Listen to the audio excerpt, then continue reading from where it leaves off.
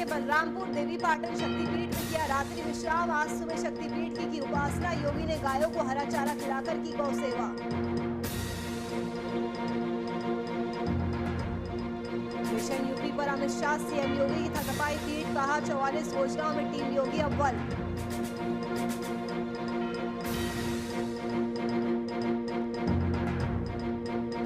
ओम प्रकाश राजभर ने बीजेपी प्रदेश अध्यक्ष स्वतंत्र देव सिंह से की मुलाकात। बीजेपी के साथ दोबारा गठबंधन करने की अटकलें तेज। सुअलदेव भारतीय समाज पार्टी के प्रमुख है ओम प्रकाश राजभर। एबीवीपी परिषद के कार्यकर्ताओं ने किया प्रदर्शन। कॉलेज प्रशासन के खिलाफ की गई नारेबाजी। ट्यूशन और प्रवेश परीक्षा के नाम पर वसूली का आरोप।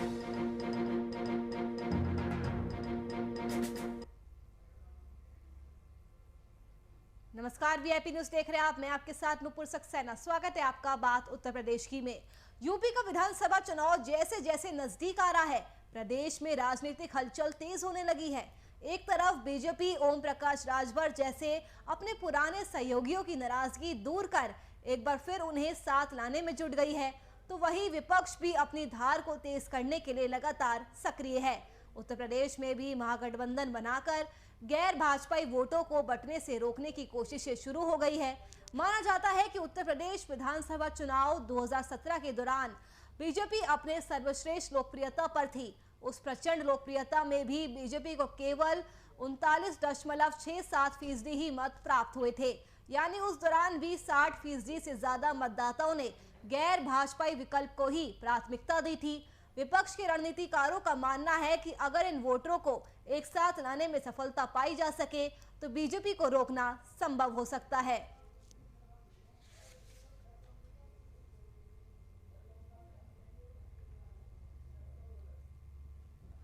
तो उत्तर प्रदेश में अगले साल की शुरुआत में विधानसभा चुनाव है और जैसे ही विधानसभा चुनाव जितना करीब आ रहा है, प्रदेश में सियासी हलचल बढ़ती जा रही है। एक तरफ बीजेपी ओम प्रकाश राजभर जैसे अपने पुराने सहयोगी की नाराजगी दूर करने में जुट गई है, उन्हें साथ लाने की कोशिश कर रही है, तो वही विपक्ष भी अपनी धार को तेज करने के लिए लगातार कोशिशें कर रहा है। उत्तर प्रदेश में भी महागठबंधन बनाकर गैर भाजपाई वोटों को बंटने से रोकने की कोशिशें शुरू हो चुकी है।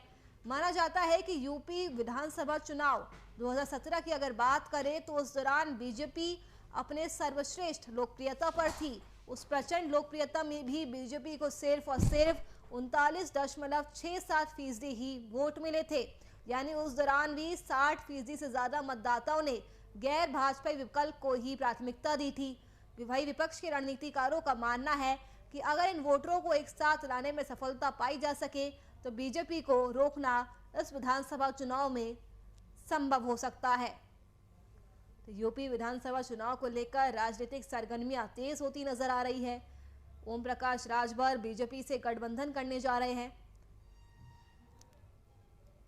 तो विपक्ष भी अपनी धार को तेज करने के लिए लगातार एक्टिव नजर आ रहा है। उत्तर प्रदेश में भी महागठबंधन बनाकर गैर भाजपाई वोटों को बंटने से रोकने की कोशिशें शुरू हो चुकी है। उत्तर प्रदेश विधानसभा चुनाव 2017 के दौरान बीजेपी अपने सर्वश्रेष्ठ लोकप्रियता पे थी, लेकिन उस दौरान भी बीजेपी को सिर्फ और सिर्फ 39.67% ही मत मिले थे। यानी उस दौरान भी 60% मतदाता ऐसे थे जिन्होंने बीजेपी के छोड़कर अन्य विकल्प को ही प्राथमिकता दी थी। विपक्ष के रणनीतिकारों का मानना है कि अगर इन सभी वोटरों को एक साथ ला लिया जाए तो बीजेपी को रोकना संभव हो सकता है। तो उत्तर प्रदेश में अगले साल की शुरुआत में विधानसभा चुनाव है। तमाम राजनीतिक पार्टियां अपनी अपनी रणनीति बनाने में जुट चुकी है। बीजेपी ओम प्रकाश राजभर जैसे अपने पुराने सहयोगी की नाराजगी दूर कर उन्हें एक बार फिर से साथ लाने की कोशिश में जुट चुकी है।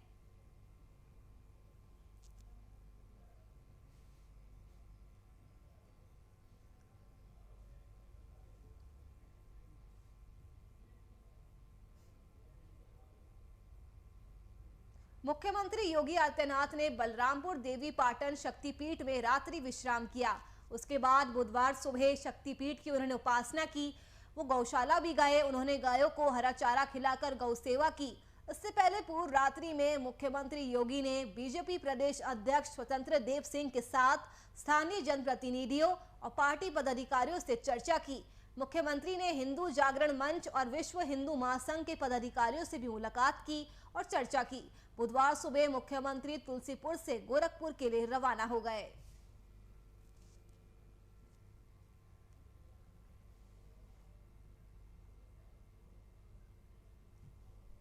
तो सीएम योगी बलरामपुर के दौरे पर रहे।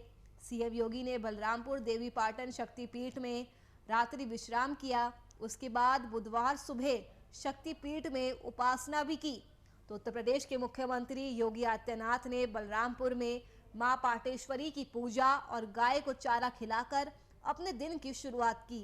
सीएम योगी बुधवार को बलरामपुर जिले के दौरे पर रहे, जहां उन्होंने देवीपाटन मंदिर में मां पाटेश्वरी मंदिर में विधि विधान से पूजा अर्चना की। पूजा और गौ सेवा के बाद सीएम योगी भवनियापुर हेलीपैड से गोरखपुर के लिए रवाना हुए और 11 बजे तक अपने गृह क्षेत्र पहुंच गए।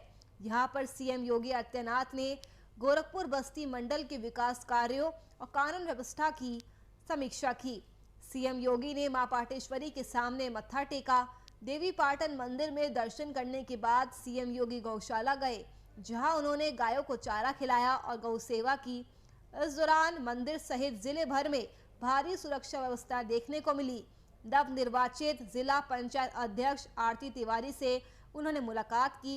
इस मौके पर बीजेपी जिला अध्यक्ष और पदाधिकारी भी मौजूद रहे। तो सीएम योगी ने बलरामपुर जिले का दौरा किया।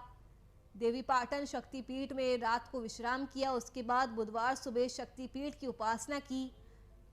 इसके बाद सीएम योगी गौशाला भी गए, जहां उन्होंने गायों को हरा चारा खिलाया और गौ सेवा भी की। इससे पहले पूर्व रात्रि में मुख्यमंत्री योगी ने बीजेपी प्रदेश अध्यक्ष स्वतंत्र देव सिंह के साथ स्थानीय जनप्रतिनिधियों और पार्टी पदाधिकारियों से चर्चा की।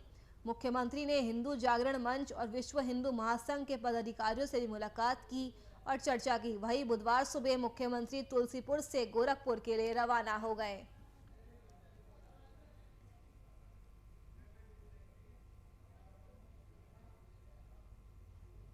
उत्तर प्रदेश में होने वाले विधानसभा चुनाव के सियासी नफा नुकसान को लेकर राजनीतिक दल अपने अपने समीकरण बनाने में जुट गए हैं। सुहलदेव भारतीय समाज पार्टी के प्रमुख ओम प्रकाश राजभर ने मंगलवार को यूपी बीजेपी के प्रदेश अध्यक्ष स्वतंत्र देव सिंह से मुलाकात की है, जिसके बाद एनडीए में उनकी वापसी के कयास लगाए जा रहे हैं। ऐसे में सवाल उठता है कि राजभर क्या असुद्दीन ओवैसी का साथ छोड़कर बीजेपी के करीबी बनने की तैयारी में है और भागीदारी संकल्प मोर्चा 2022 के चुनाव से पहले ही क्या बिखर जाएगा। तो ओम प्रकाश राजभर और स्वतंत्र देव सिंह की मुलाकात के बाद सियासी अटकलें तेज हो गई है। ये अटकलें लगाई जा रही है कि क्या ओम प्रकाश राजभर एक बार फिर से बीजेपी के साथ गठबंधन कर सकते हैं। आपको बता दें कि ओम प्रकाश राजभर सुहलदेव भारतीय समाज पार्टी के प्रमुख हैं। तो उत्तर प्रदेश में अगले साल की शुरुआत में विधानसभा चुनाव है और उसी से पहले तमाम राजनीतिक दल अपने अपने समीकरण बनाने में जुट गए हैं। तमाम पार्टियां अपनी रणनीति बना रही है। सुहलदेव भारतीय समाज पार्टी के प्रमुख ओम प्रकाश राजभर ने मंगलवार को यूपी बीजेपी के प्रदेश अध्यक्ष स्वतंत्र देव सिंह से मुलाकात की, जिसके बाद एनडीए में उनकी वापसी के कयास लगाए जा रहे हैं। ऐसे में सवाल उठता है कि राजभर क्या ओवैसी का साथ छोड़कर एक बार फिर से बीजेपी का दामन थाम सकते हैं और क्या भागीदारी संकल्प मोर्चा 2022 के चुनाव से पहले ही बिखर जाएगा।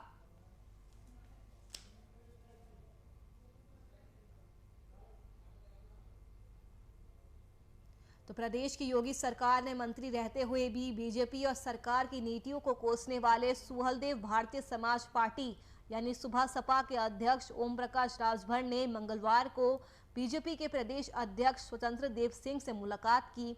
इसके बाद से राजभर के फिर से बीजेपी के साथ आने को लेकर सियासी अटकलें शुरू हो गई है। प्रदेश बीजेपी के उपाध्यक्ष दयाशंकर के साथ सुबह करीब 6 बजे ही प्रदेश बीजेपी अध्यक्ष के घर ओम प्रकाश और स्वतंत्र देव के बीच करीब 1 घंटे तक बंद कमरे में बातचीत हुई।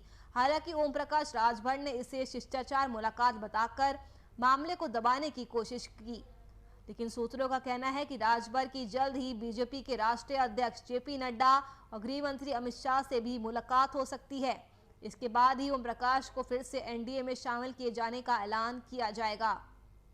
उधर स्वतंत्र देव सिंह से मुलाकात के बाद बाहर निकले ओम प्रकाश ने शिष्टाचार मुलाकात होने का दावा किया, लेकिन बीजेपी के साथ फिर से आने से संबंधित सवाल पर उन्होंने कहा कि राजनीति में कोई स्थायी दोस्त या दुश्मन नहीं होता है।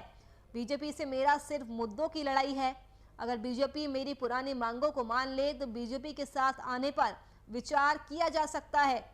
वहीं स्वतंत्र देव से मुलाकात के बारे में ओम प्रकाश ने कहा कि स्वतंत्र देव सिंह पहले पिछड़ों के नेता है और उसके बाद बीजेपी प्रदेश अध्यक्ष। उन्होंने कहा कि मुलाकात निजी थी, लेकिन कुछ लोग अर्थ का अनर्थ लगाएंगे।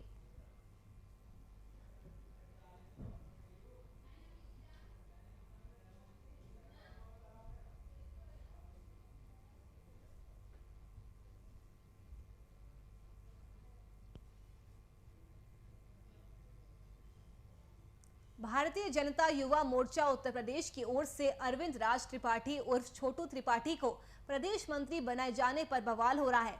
दरअसल छोटू त्रिपाठी के खिलाफ 16 मुकदमे दर्ज हो चुके हैं और उनकी हिस्ट्री शीट खुल चुकी है। हालांकि छोटू त्रिपाठी का दावा है कि इसमें से 15 केस में वे बरी हो चुके हैं, जबकि एक केस हाईकोर्ट में विचाराधीन है। बताया जा रहा है कि अरविंद राज त्रिपाठी उर्फ छोटू त्रिपाठी का परिवार शुरू से ही भाजपाई रहा है। छोटू त्रिपाठी बचपन में ही विद्यार्थी परिषद से जुड़ गए थे। उनके परिवार में 3 बार से लगातार बीजेपी का पार्षद चुना गया है। एक बार उनकी मां और 2 बार से उनका भाई पार्षद है। छोटू कानपुर की छात्र राजनीति से जुड़े रहे हैं। सोमवार को भाजयुमो ने छोटू त्रिपाठी को प्रदेश मंत्री बना दिया। इसके बाद उनके हिस्ट्री शीटर होने के दावे किए जा रहे हैं। बताया जा रहा है कि उनके ऊपर कानपुर के एक थाने में 16 मामले दर्ज है। हालांकि छोटू त्रिपाठी का कहना है कि मेरे ऊपर विरोधी पार्टियों ने केस दर्ज कराए थे। खुद के हिस्ट्री शीटर होने पर अरविंद राज त्रिपाठी उर्फ छोटू त्रिपाठी का कहना है कि बीएसपी सरकार में स्थानीय बीएसपी प्रत्याशी के हारने के कारण बीएसपी ने मेरी हिस्ट्री शीट खुलवाई थी, जबकि मैं इस समय 15 केस में बरी हो चुका हूं। मेरे ऊपर केस सपा बसपा सरकार की तानाशाही में दर्ज हुए थे।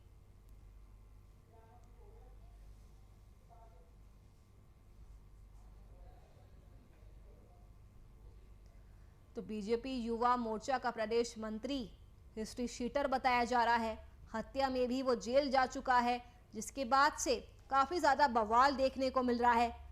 आपको बता दें कि भाजयुमो यूपी की ओर से अरविंद राज त्रिपाठी उर्फ छोटू त्रिपाठी को प्रदेश मंत्री बनाया गया है, जिसके बाद से यूपी में बवाल जारी है। छोटू त्रिपाठी के खिलाफ 16 मुकदमे दर्ज हो चुके हैं।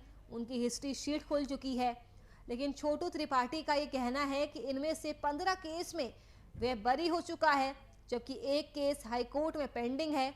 बताया जा रहा है कि अरविंद राज त्रिपाठी उर्फ छोटू त्रिपाठी का परिवार शुरू से ही भाजपाई रहा है। छोटू त्रिपाठी बचपन में ही विद्यार्थी परिषद से जुड़ गए थे। उनके परिवार में 3 बार से लगातार बीजेपी का पार्षद चुना गया है। एक बार उनकी मां और 2 बार से उनका भाई पार्षद है। छोटू कानपुर की छात्र राजनीति से जुड़ रहे हैं। सोमवार को भाजयुमो से छोटू त्रिपाठी को प्रदेश मंत्री बना दिया गया। इसके बाद उनके हिस्ट्री शूटर होने के दावे किए जा रहे हैं। बताया जा रहा है कि उनके ऊपर कानपुर के एक थाने में 16 मामले दर्ज है, लेकिन छोटू त्रिपाठी का ये कहना है कि मेरे ऊपर विरोधी पार्टियों ने केस दर्ज कराए थे। खुद के हिस्ट्री शीटर होने पर अरविंद राज त्रिपाठी और छोटू त्रिपाठी ने कहा कि बीएसपी सरकार में स्थानीय बीएसपी प्रत्याशी के हारने की वजह से बीएसपी ने मेरी हिस्ट्री शीट खुलवाई थी, जबकि इस समय मैं 15 केस में बरी हो चुका हूं। मेरे ऊपर केस सपा बसपा सरकार की तानाशाही में दर्ज हुए थे।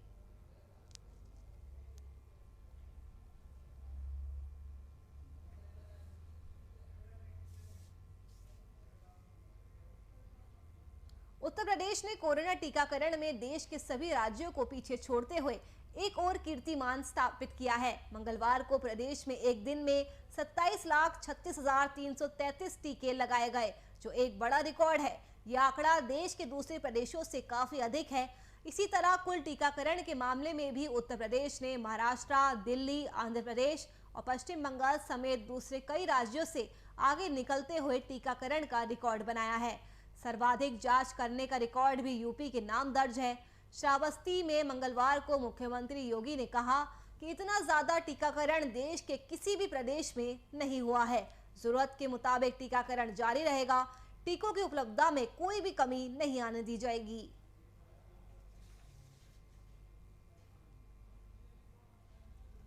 तो कोरोना टीकाकरण में यूपी ने रिकॉर्ड तोड़ा है।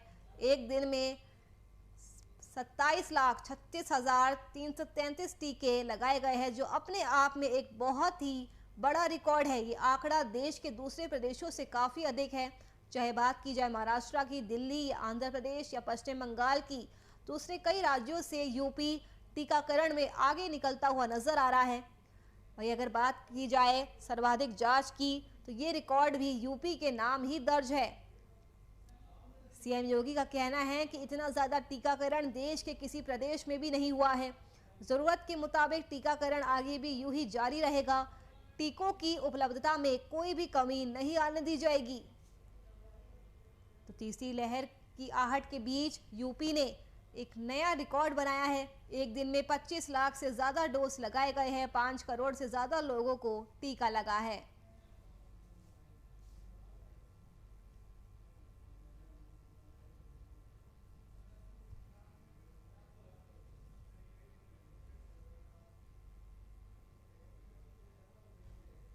गाजियाबाद में पुरस्कार घोषित अपराधियों के खिलाफ चलाए जा रहे धर पकड़ अभियान में कोतवाली पुलिस को लगभग 10 सालों से 25,000 के पुरस्कृत सामूहिक दुष्कर्म के अपराधी को बिहार से गिरफ्तार करने में सफलता मिली है, जिसके खिलाफ 2012 में इंदिरापुरम थाने में मुकदमा दर्ज था। पकड़े गए अभियुक्त मुर्शीद उर्फ रेहान ने बताया कि खोड़ा कॉलोनी में किराए के मकान में रहकर वो रंग रोगन का काम करता था और नाबालिग को बहला फुसलाकर अपहरण कर ले गया था। पुलिस ने इसके एक साथी अख्तर को पहले ही गिरफ्तार कर लिया था। वह 25,000 का अभियुक्त रेहान महाराष्ट्र, हैदराबाद, बिहार आदि जगहों में अपनी पहचान छिपाकर अलग अलग भेष में रह रहा था। इसको गिरफ्तार करने में पुलिस को एक बड़ी कामयाबी मिली है। जनपद गाजियाबाद में थाना कोतवाली एवं एसओजी की जो टीम है, उन्होंने 10 साल पहले एक ऐसे अभियुक्त को गिरफ्तार करा है जिसके खिलाफ मफरूरी में चार्जशीट लग गई थी। इसको पकड़ने के लिए हमारी टीम पूर्णिया बिहार के सरसी थाना गई थी, जहां पे इसकी गिरफ्तारी हुई है। इसका नाम मुर्शीद है। 10 साल पहले एक नाबालिग लड़की के साथ सामूहिक दुष्कर्म में ये वांछित था, जिसमें कि दूसरा अभियुक्त अख्तर को गिरफ्तार कर लिया था। पर ये 10 सालों से कभी तेलंगाना, कभी हैदराबाद, दूसरे स्टेट्स में ये भागा हुआ था। इसको पकड़ के हमने अच्छी सफलता हासिल।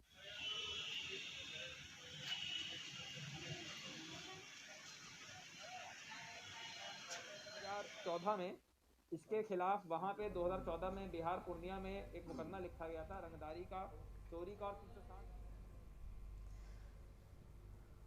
तो पुलिस को बड़ी सफलता मिली है। सामूहिक दुष्कर्म का इनामी अभियुक्त गिरफ्तार कर लिया गया है। अपराधी को बिहार से गिरफ्तार किया गया है। आपको बता दें कि अपराधी पिछले 10 सालों से फरार चल रहा था। 25,000 का इनाम उस पर घोषित था। सामूहिक दुष्कर्म का इस पर आरोप लगा था, जिसे पुलिस ने बिहार से गिरफ्तार कर लिया है। पुलिस को बड़ी कामयाबी मिली है। 2012 में इंदिरापुरम थाने में मुकदमा दर्ज कराया गया था। वही पकड़े गए आरोपी ने बताया कि खोड़ा कॉलोनी में किराए के मकान में रहकर वो रंग रोगन का काम करता था और नाबालिग को बहला फुसलाकर अपहरण कर ले गया था। पुलिस ने इसके एक साथी अख्तर को पहले ही गिरफ्तार कर लिया था। वे 25,000 का अभियुक्त रेहान महाराष्ट्र, हैदराबाद, बिहार आदि जगहों में अपनी पहचान छुपाकर अलग अलग भेष में रह रहा था।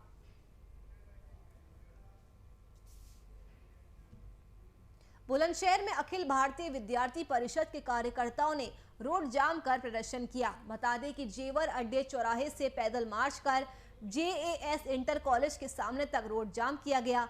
तो वही कॉलेज प्रशासन के खिलाफ मुर्दाबाद के नारे भी लगाए गए। नारेबाजी करते हुए कार्यकर्ताओं ने कॉलेज पर अधिक फीस वसूली का आरोप लगाया। प्रशासन पर जबरन ट्यूशन खोरी और प्रवेश परीक्षा के नाम पर वसूली और शारीरिक परीक्षा के नाम पर वसूली जैसे गंभीर आरोप लगाए। अखिल भारतीय विद्यार्थी परिषद के कार्यकर्ताओं ने मुख्यमंत्री के नाम तहसीलदार को ज्ञापन सौंपा।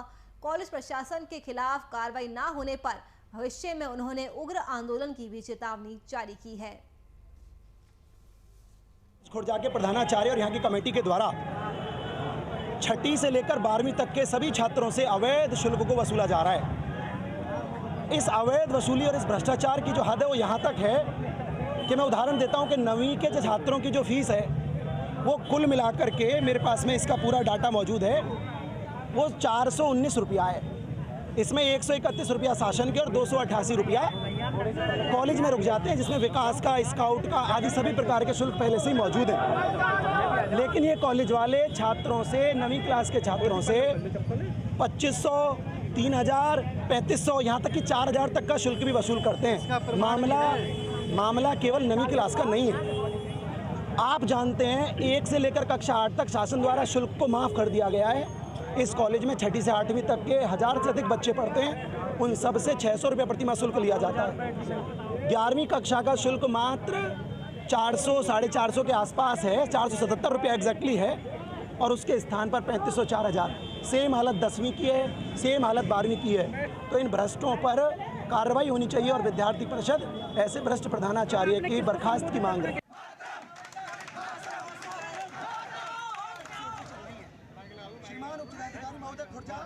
आपको सादर अपने होने लेना संदीप।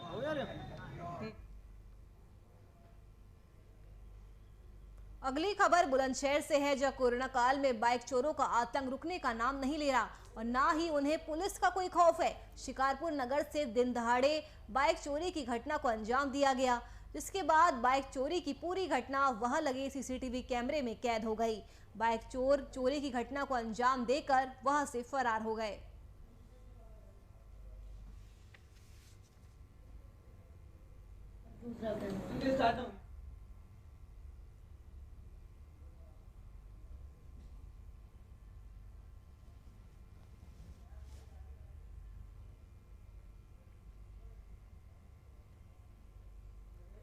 तो बाइक चोरों का आतंक लगातार बढ़ता जा रहा है। शिकारपुर नगर से दिन दहाड़े बाइक चोरी की वारदात को अंजाम दिया गया और ये पूरी वारदात वहां लगे सीसीटीवी कैमरे में कैद हो गई। तस्वीरों में आप देख सकते हैं कि बाइक चोर चोरी के बाद से मौके से फरार हो गया।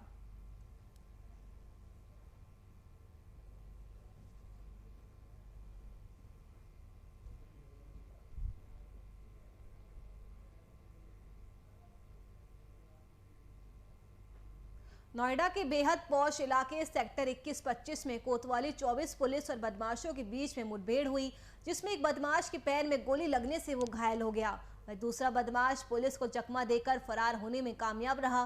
पुलिस फरार बदमाश की गिरफ्तारी के लिए सभी बॉर्डर्स पर नाकाबंदी कर लगातार चेकिंग कर रही है।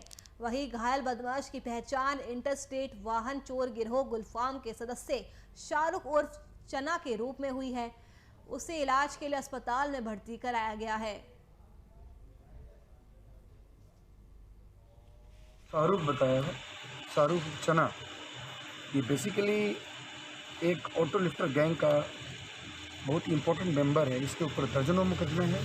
एनसीआर में बहुत सारे ऑटो लिफ्टिंग के केसेस में ये इन्वॉल्व है और ये अभी कुछ दिन पहले सेक्टर 24 की टीम ने जुलाई के फर्स्ट वीक में एक गुलफाम गैंग को पकड़ा था और इस समय 4 लोग गिरफ्तार हुए थे और ये वांटेड चल रहा था। उस गिरफ्तारी में 10 गाड़ियाँ बरामद हुई थी और उसमें ये भी शामिल था। आज इसको हम लोगों ने शाहरुख को पकड़ने में सफलता प्राप्त की।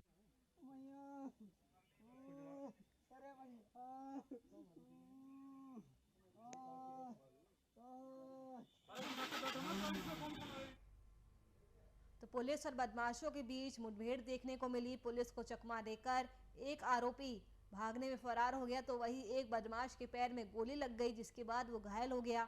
घायल बदमाश की पहचान इंटरस्टेट वाहन चोर गिरोह गुलफाम के सदस्य शाहरुख उर्फ चना के रूप में हुई है। उसे इलाज के लिए अस्पताल में भर्ती कराया गया है। दूसरा बदमाश पुलिस को चकमा देकर फरार होने में सफल हो गया। तो नोएडा के बेहद पौष इलाके सेक्टर 21-25 में कोतवाली 24 पुलिस और बदमाशों के बीच मुठभेड़ हुई।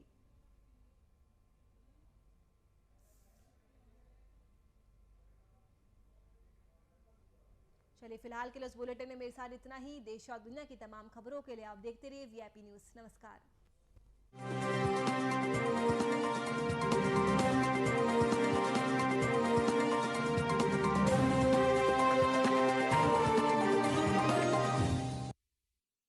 बिसात